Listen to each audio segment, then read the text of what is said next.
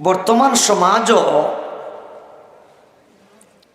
প্রচলিত একটা ভুল চলের, সেই ভুলটা হইল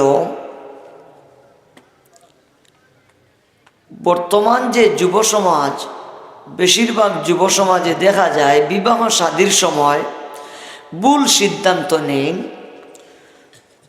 রূপর পিছনে ফড়িয়া, সৌন্দর্যতার পিছনে ফড়িয়া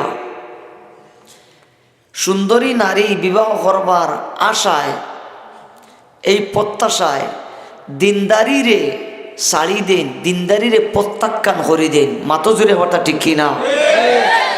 আর পরবর্তীতে দেখা যায় আমার হলিচার টুকরা যুবকে যে সুন্দরী মেয়েটারে বিবাহ করবার দায় পাগল আছি, এই মহিলাটারে বিয়া করার বাদে আজীবন এই স্ত্রীর দ্বারা খালি টেকড় খায়।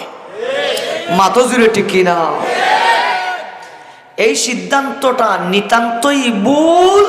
হাদিস শরীফের মাঝে মায়ার নবী ফরমায়, আল মারআতু তুনকাহুল মারআতু লিআরবাইন লিমালিহা ওয়া লিহাসবিহা ওয়া লিজামালিহা ওয়া লিদীনিহা ফাযফার বিযাতিদ দীনি তারিবাত ইয়াদাক।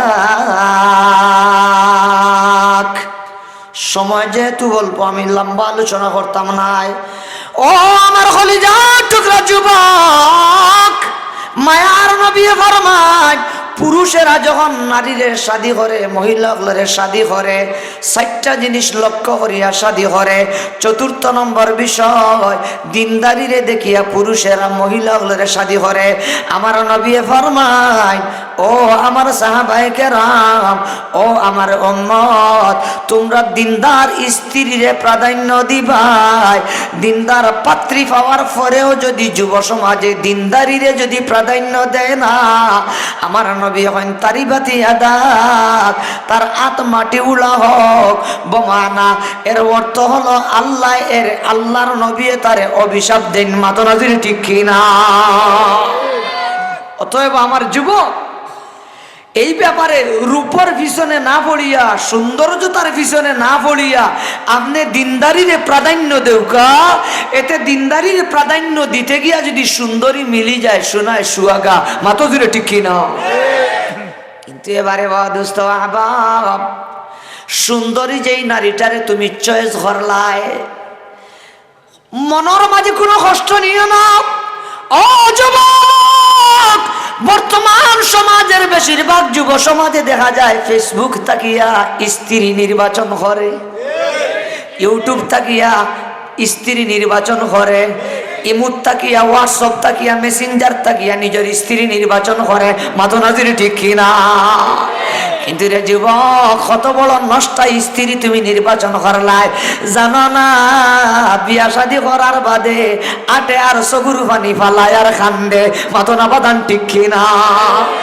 না, ইমুত তাকি লামাইও না, হোয়াটসঅ্যাপ তাকি লামাইও না, মেসেঞ্জার তাকি আনিও না, ফেসবুক তাকি আনিও না। আর সুন্দরী দেখিয়া, রাস্তাঘাটে দেখিয়া, ইগুর পিছনে পাগল হইয়া ভরিয়া ইগুরে আনিয়া তোমার ফ্যামিলির মাঝে অশান্তির আগুন জ্বালাইও না। মাতো জুড়ে ঠিক কিনা? আমার কোথায় বেজারই রে আপনারা। আমি মারতাম নি তুলা, যেহেতু মহিলা মাদ্রাসা, আমি তুলা বাদে তারারও সুখ দিয়ে আর ইনশাল্লাহ আপনার আঙ্গা যদি বোন জানি, ইনশাল্লাহ তারারও তৈতাম নাই। ইনশাল্লাহ আল্লাহ তৈরি দিলে তারারও কিছু দোষ আছে, আমি কইমু ইনশাল্লাহ। আপনারাও তারার ব্যাপারে হুঁশিয়ার করিয়া দিমু। আল্লাহ তৈরি দিতে আমিন হাজুর এখন সিন্নি খাইলি তানি তুলা মারতাম নি ইনশাল্লাহ।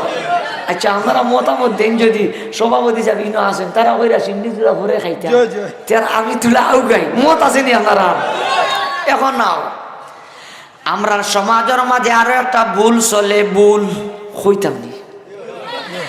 আমার যুবক, বেশিরভাগ যুব সমাজ দেখা যায় বিবাহর সময় হওয়ার বাদে মালর খাঙ্গাল।